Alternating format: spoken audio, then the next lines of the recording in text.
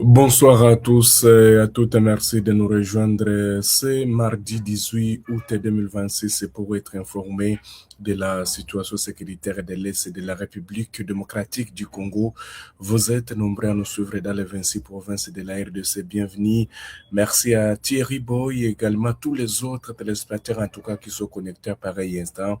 Nous allons donc vous informer de la situation sécuritaire de l'Est de la République démocratique du Congo. Nous allons vous amener dans les territoires des Loubéro, en tout cas, où en plein pillage, les trois RDF sont tombés dans une embuscade des forces armées de la RDC. Au niveau donc des Katondi, vous devez retenir que la situation était tendue de ce côté-là, dans les territoires des Loubéro. Vous allez donc savoir aussi l'information concernant les territoires des Calais, d'aller au plateau, des Lumbishi, Numbi, pourquoi pas, changer. Nous serons également du côté de Minembwe. Bienvenue, merci de nous rejoindre. Il est en train de sonner donc 16h50 dans l'Est de la République démocratique du Congo.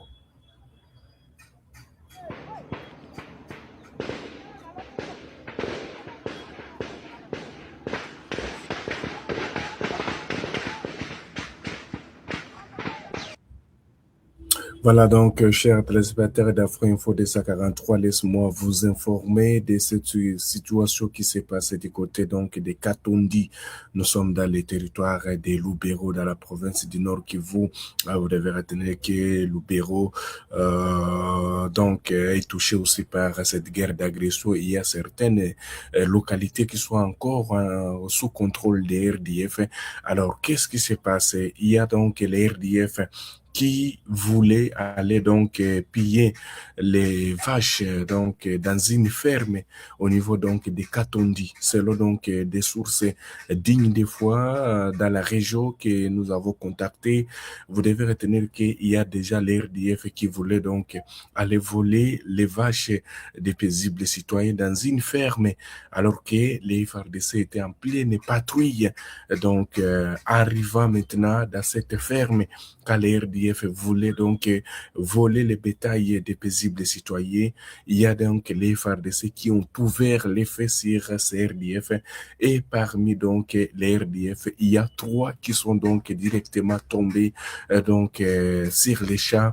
Et c'est ce qu'affirment en tout cas plusieurs sources dans la région au niveau donc des Katondi. Vous devez retenir que Katondi n'est pas donc loin de cette agglomération qu'on appelle Ambongo, à Limbongo. À part à Limbongo, il y a également les agglomérations comme Kirumba. Alors, en quittant Lubero centre, là, ce sont les forces armées de la République démocratique du Congo qui occupent donc Lubero centre. Alors, en descendant, c'est comme si vous descendez vers Kirumba. Alors, il y a un endroit qu'on appelle Katondi et il y a des positions de l'armée congolaise qui sont donc à Katondi. Également, il y a de l'autre côté, donc en venant où, si vous provenez donc au niveau de Kirumba vers Alimbongo, il y a donc des positions d'RDF. Alors, les RDF qui étaient affamés, et comme dans leurs habitudes, vous le connaissez tous, ils sont toujours là pour voler les biens des paisibles citoyens. Alors, cette coalition d'IMA, les RDF, donc les rebelles des M23 et leurs alliés rwandais, qui sont allés donc voler les biens des paisibles citoyens. Alors, les FARDC qui étaient en patrouille ont réussi donc à faire des échanges de tirs avec ces RDF dans les rangs des forces armées de la RDC. Aucun donc blessé ou mort, donc il y a tous sont sortis vivants et vous devez retenir que dans les rangs des RDF, on nous signale qu'il y a au moins trois, puisque nous avons essayé de contacter des sources qui donc étaient dans la zone lors de l'incident et vous devez retenir que des sources sécuritaires confirment qu'au moins trois RDF sont tombés donc sur les champs lors des échanges de tirs entre l'armée congolaise et ces RDF. Vous devez retenir que les RDF voulaient aller donc voler les bétails dans une ferme des citoyens sur place. Alors, bon, les FARDC, en tout cas, étaient totalement proches de l'incident. Ils ont vu comment est-ce que les RDF venaient et les forces armées de la RDC ont fait des échanges de tirs qui ont duré une affaire de 30 minutes et la situation est redevenue normale. Mais du côté des RDF, il y a au moins 3 qui sont donc tombés sur les champs directement, puisqu'il y a eu donc les hiboux qui étaient donc aux affaires. Ils ont réussi à neutraliser au moins 3 donc RDF qui sont tombés sur les champs et les calmes est revenu et pour l'instant la situation donc est redevenue calme. Vous devez retenir que chaque cas garde toujours ses positions, que ce soit la force armée de la RDC et que ce soit les RDF, mais du côté des FARDC, aucun donc blessé ou mort donc n'a été enregistré, sauf du côté des RDF où en tout cas il y a eu 3 RDF qui sont tombés directement sur les champs. C'est ce qu'indiquent plusieurs ressources, en tout cas contactées dignes des fois, qui sont donc sur place et qui affirment que les RDF ont toujours eu l'habitude de voler les paisibles citoyens ou de voler les biens des paisibles citoyens, surtout les bétails. Alors aujourd'hui, donc, vous devez retenir que comme on l'a toujours dit, que lorsque vous serez attrapé, vous ne saurez pas donc les jours. Donc les voisins, en tout cas les forces armées de la RDC, ont réussi donc à neutraliser 3 RDF au niveau donc des Katondi, et les RDF se sont vite repliés dans leur position puisqu'il y avait donc sous l'effet, les RDF étaient obligés de quitter donc également avec l'air corps là. Et vous devez retenir que l'armée congolaise est très déterminée.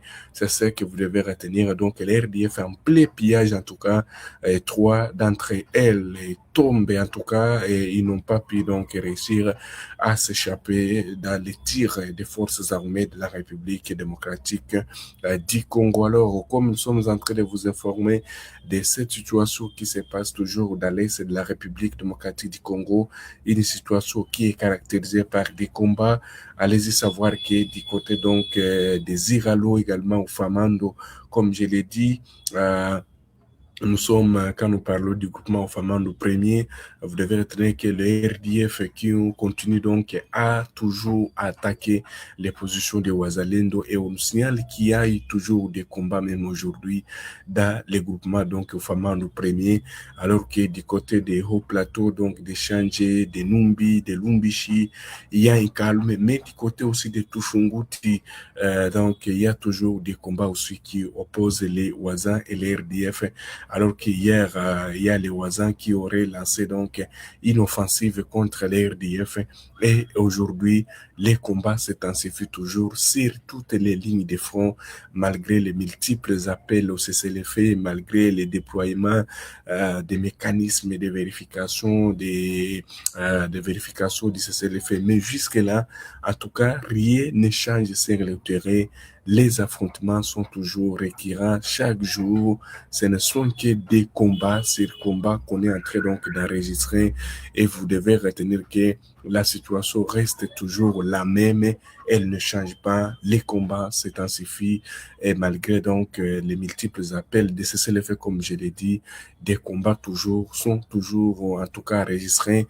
Et aujourd'hui, à part donc c'est ce qui se passe, donc les RDF qui sont tombés dans cette embuscade, au moins comme je l'ai dit, 3 donc rebelles et leurs alliés rwandais sont tombés dans une embuscade au niveau donc des Katondi, et côté aussi donc des Massissi, comme dans le groupement au Famando premier, c'est un souhait qu'il y ait toujours des combats également dans le plateau du territoire des Calais.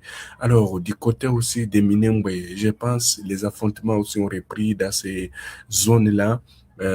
Vous savez très bien que les Ouazas sont dans une contre-attaque et leur plus grand objectif c'est de récupérer des zones qui sont entre les mains des RDF. Mais il y a des RDF qui continuent donc à renforcer. Nous l'avions donc appris à travers diverses sources dans le haut plateau du territoire d'Ouvira.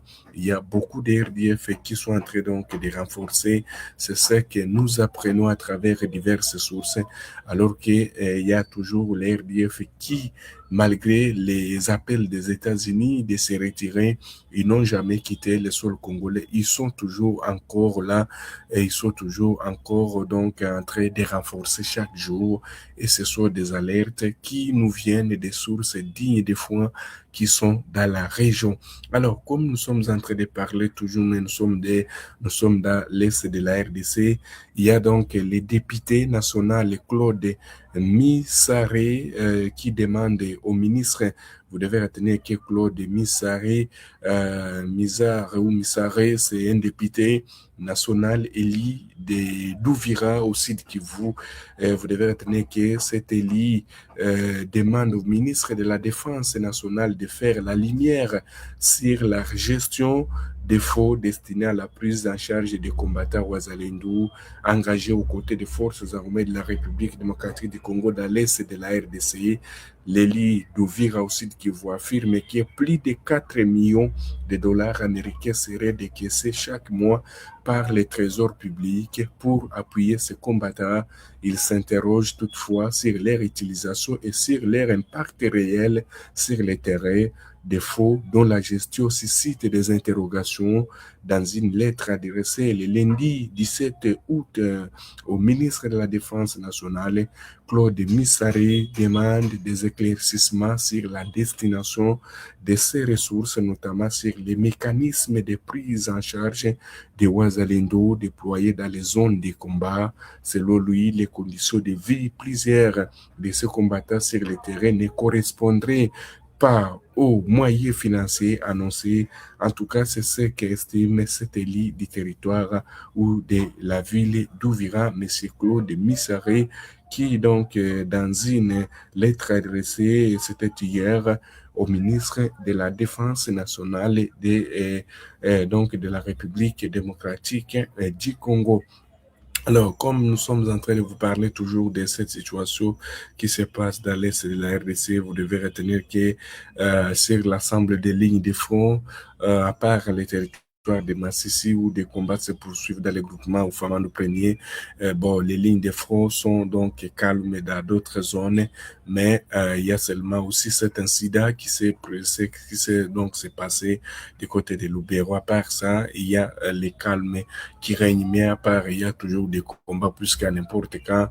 Des combats peuvent éclater entre les RDF et les forces armées de la RDC, appuyées par les Ouazalendo. Alors, on va se rendre du côté, donc, on va rester toujours dans le Nord Kivu pour aller dans la ville de Beni. Vous devez retenir que Beni est devenu chef-lieu provisoire de la province Nord Kivu après la chute de la ville de Goma, donc le 25, je voulais dire 2025. On va voir cet atelier qui se passe.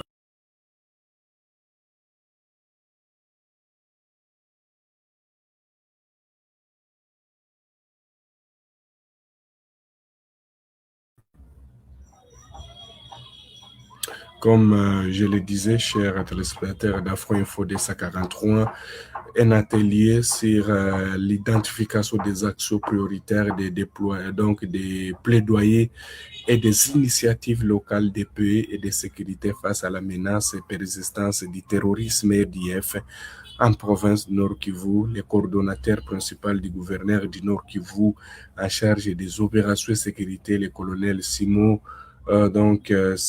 Koulou a ouvert cet atelier de 3 jours, soit du 17 au 19 août 2026 en ville de Beni.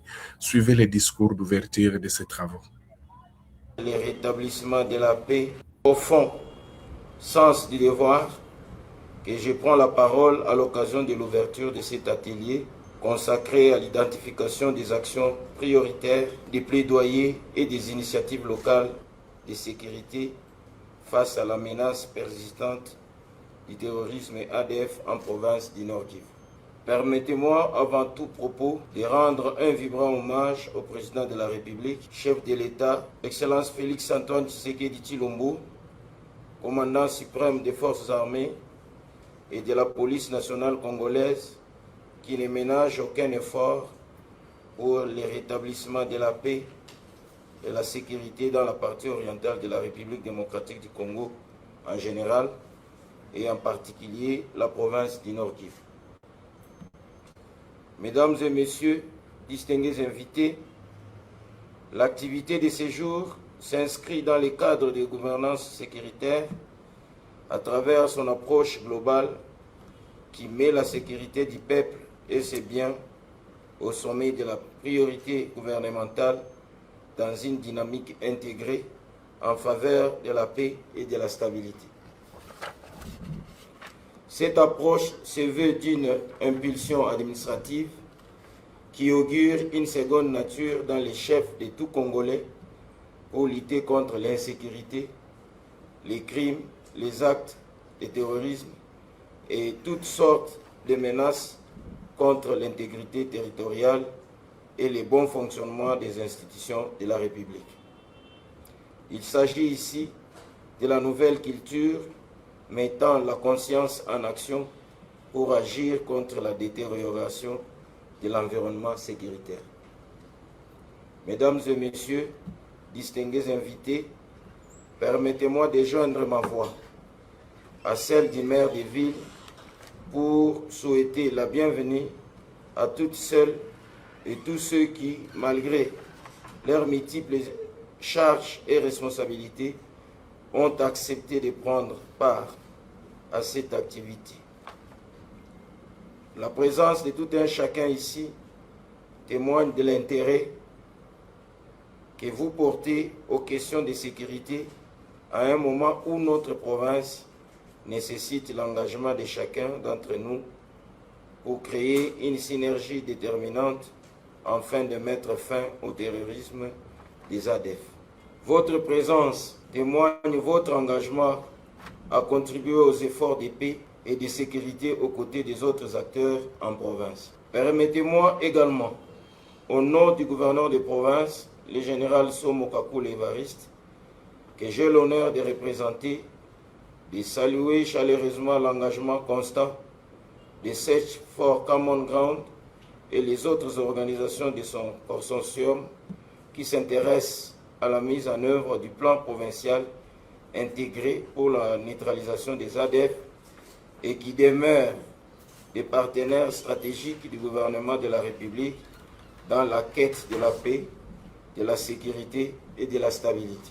Mesdames et messieurs, distingués invités, grâce au diagnostic participatif sur la problématique de la paix et de la neutralisation des ADF au Nord Kivu, il était prouvé que seule la réponse strictement militaire ne suffise pas pour déraciner cette hydre asymétrique. Cette session est organisée à une période où notre pays est engagé dans plusieurs processus de paix en faveur de la sécurité et de protection des populations qui nécessitent, pour leur efficacité opérationnelle, l'implication de toutes les parties prenantes, y compris les jeunes, les femmes et la société civile.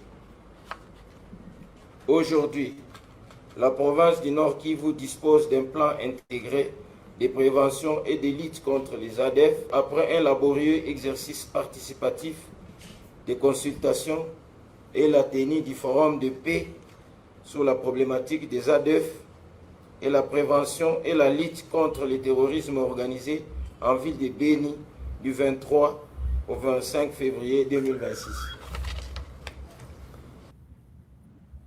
Et pour clore cette édition, allez-y savoir que le président de la République démocratique du Congo, son Excellence Félix Tshisekedi Tshilombo, a été officiellement accueilli ce mardi 18 août 2026 au palais d'État de Zanzibar par son homologue tanzanienne Samia Suluhu Hassan. Cette rencontre entre les deux chefs d'État s'inscrit dans le cadre du renforcement des relations bilatérales et de la coopération régionale entre Kinshasa et Dodoma.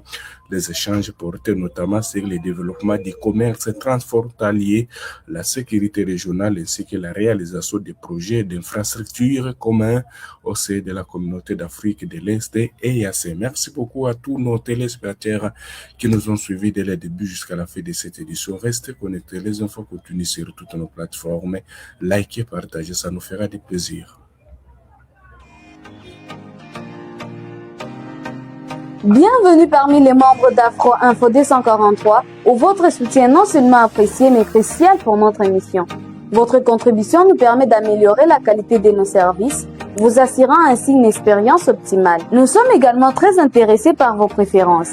Parmi les emojis proposés, n'hésitez pas à nous indiquer celui qui vous parle le plus. Ils ont été classés du moins préféré au plus favori. En fonction des avantages liés à vos adhésions, l'emoji de votre choix sera affiché à côté de votre nom dans la série des commentaires pendant la vidéo en direct.